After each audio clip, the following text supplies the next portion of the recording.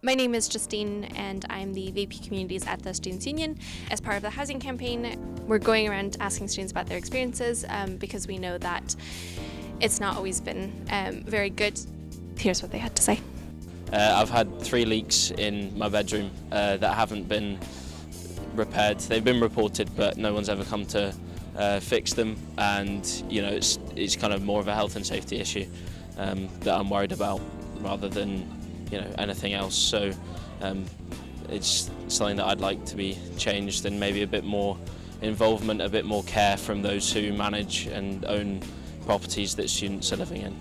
I lived in student accommodation. I now do not. I live in private accommodation.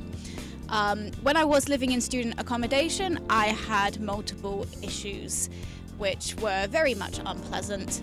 The first one was in Andrew Stewart Hall.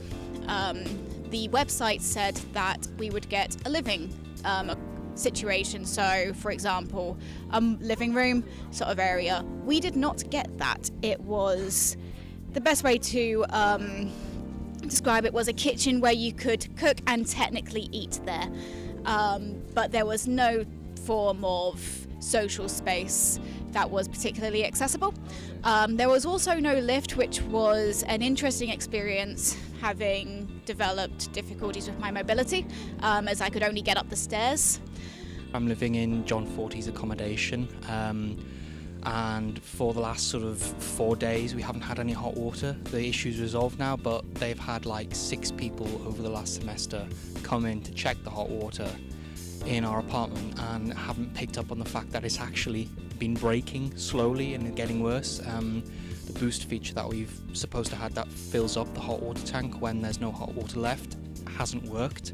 We thought that it was just a terrible system. Turns out we were the only ones experiencing that, and we barely had any hot water past mid-morning every day. Most people getting cold showers, and that's only just now been resolved after how many months? Like 3 months of being here. It's only now that I can actually get a hot shower past like 9 to 10 a.m, which means that before I couldn't have even gotten a hot shower after going back from the gym or something like that. So it's been a bit of a pain in the backside, I'm going to be honest with you.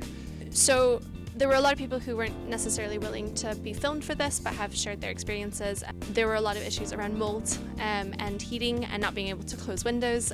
Someone said that their handle for the window broke off, and so they had to choose between leaving the window open or keeping it closed the whole time, which is not great. Also, painting over mold was a solution that a landlord used, which is also not safe at all. From my own experience as well, it seems that health and safety is not always a priority when it comes to housing.